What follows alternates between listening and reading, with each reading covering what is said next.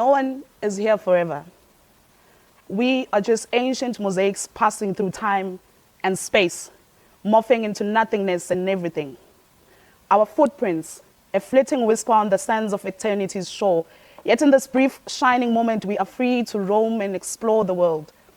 Let us wander wild, free, and true through cities that never sleep and landscapes that whisper ancient, sacred secrets. To the wind, to the trees, to the ocean deep. For in this majestic beauty we behold, we find the pieces of our souls, the fragments of a life well lived, the memories that chisel our spines back together. So let us travel. Let us roam the deserts and safaris where our hearts still beat with wonder, while our spirits still rise like a phoenix every time we think of our dreams and our minds are still. Portals of infinite possibilities. For though we are but temporary guests in this earth, in this life, our presence can be a work of art. For though we are but a masterpiece of chaos sublime, no one is here forever. But in the time we have, we can shine, we can explore, can create and leave behind a legacy divine. So good morning, everybody. That was not a speech, that was a poem. Good morning, everybody. How are you on this beautiful morning?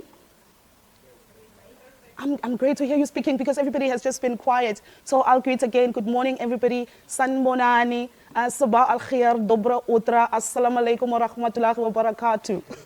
Okay, so my speech is about traveling, and I would like to thank everybody for having me here. And I'm an old school type of girl, so I wrote my speech down on a book. This is why I have this podium over here. Thank you for organizing Great Tains. Thank you for organizing this. And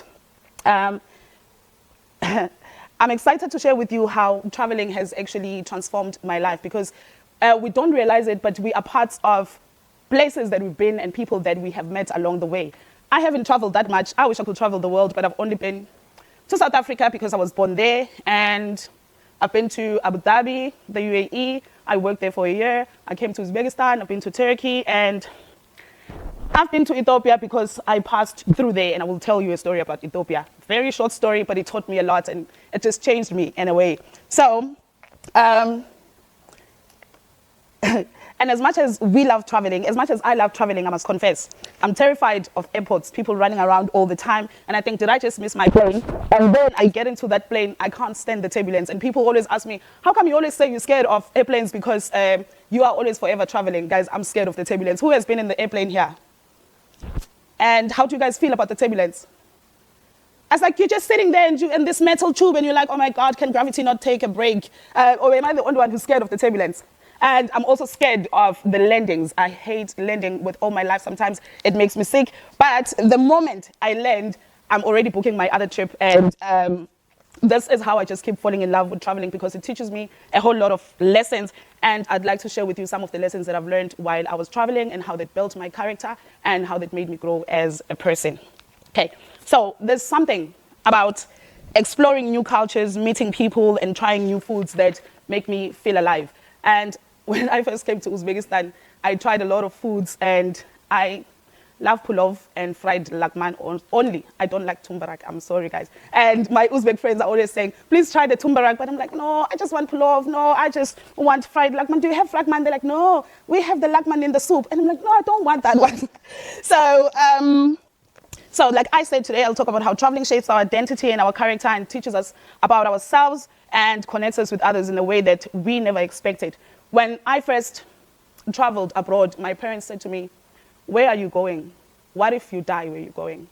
And I was like, but does this mean if I stay in South Africa, I'll live forever? Because either way, even if you do not travel and you stay in one place for as long as you want, the life will pass you by and you won't experience new people, you won't experience new cultures, and you won't learn about yourself. So when I first got to the UAE, the lesson I learned there was embracing uncertainty.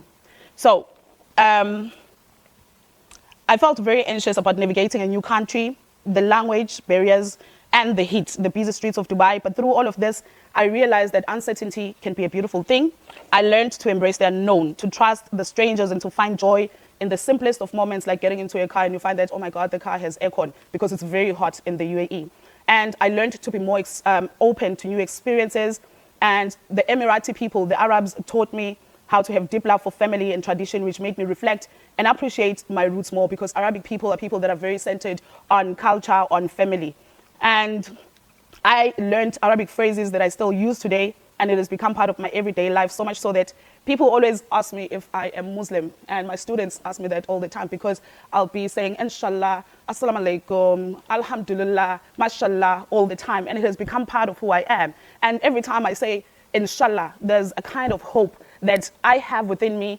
And I learned this through traveling to the UAE when I was exposed to the Arabic culture, to the Islam culture. So every time I say inshallah, it's like I believe in what I'm saying. And for me, it does not necessarily have to make me a Muslim, but it's what I learned, and it built my character along the way. You know, when something happens, when I land in a new city and the plane did not crash because I was scared throughout, and I'm just like, alhamdulillah, and I feel so relieved. You know, I still have certain patterns where when I eat, I'll be like, Bismillah before I eat my food, and then you're like, are you Muslim? Like, why do I have to say I'm Muslim? You know, for me to be able to practice all of this, because I've learned it through traveling, you know.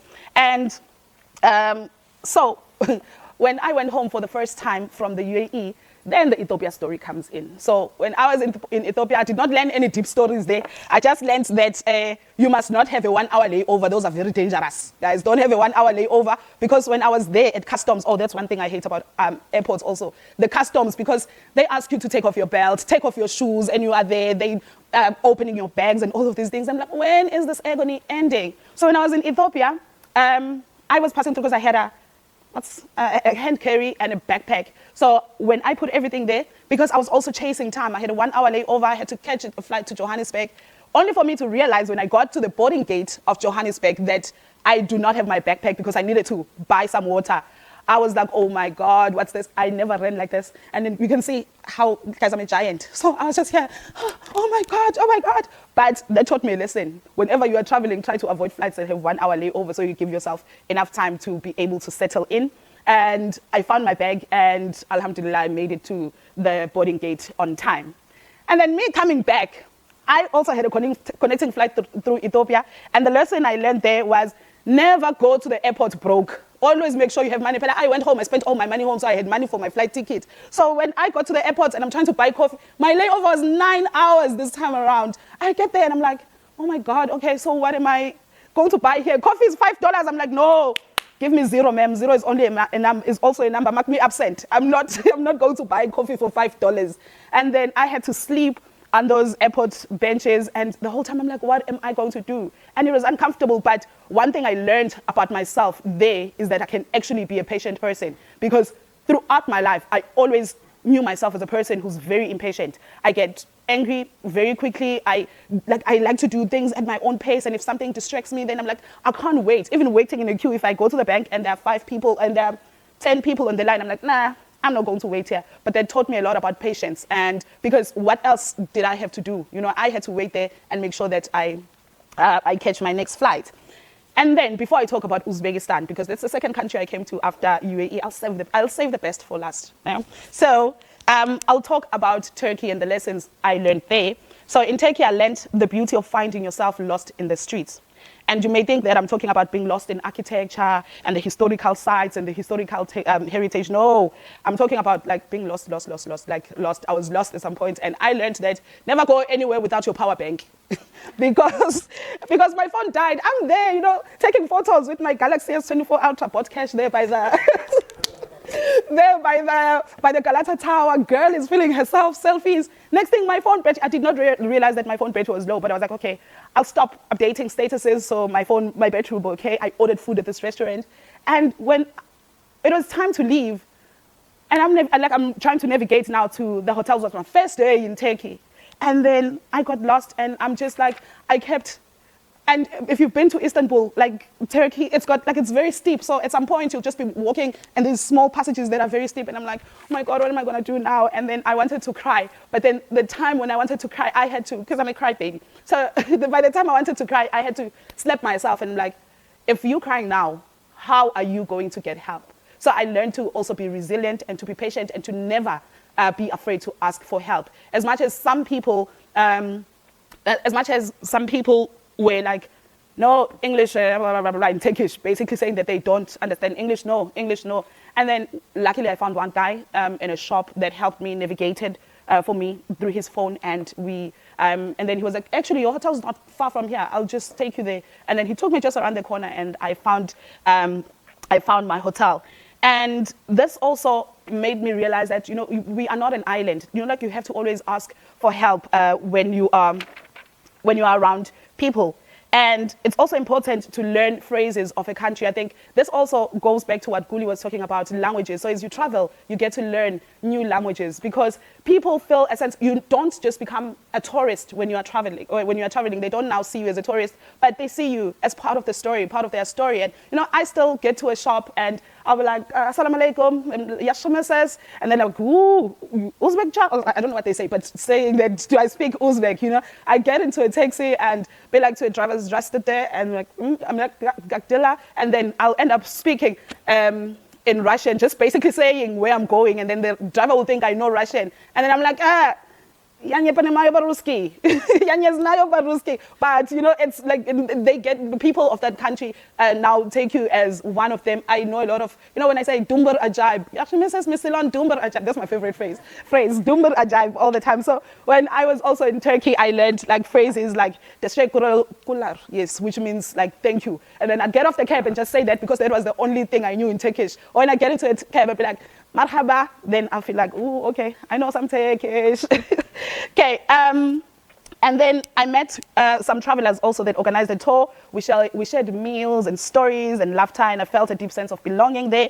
I realized that despite our cultural differences, we are all connected by our shared humanity. We are all part of one big family. And then remember I said I'm saving the best for last, right? So which country am I talking about now? Uzbek, because I'm an Uzbek woman, guys. I'm an Uzbek woman. Mr. Satterbek was still reminding me that when I first came here, you know how when you travel, then you get to change and you get to embrace new cultures. Mr. Satterbek was reminding me that when I came here, I did not want to wear long dresses. Hi, Bo. That's not true. That's not true. But you can see now, like, I look like an Uzbek woman. So here, I've discovered myself more than in any other place. Traveling solo, I always travel solo to other countries, but also here, I've learned to travel around the city by myself. I remember my curiosity led me to going to the bazaar. I don't know what I was thinking, but I went to the bazaar on my first day in Uzbekistan, guys. No, it was second day. First day, I slept. It was a Friday. I was jet lagged. I was in a train from Tashkent for like 13, 14 hours. I slept. Saturday, girl, feeling very adventurous. Let's see the city. I Google Khiva Bazaar. This is me going to Khiva Bazaar, looking all cute as usual.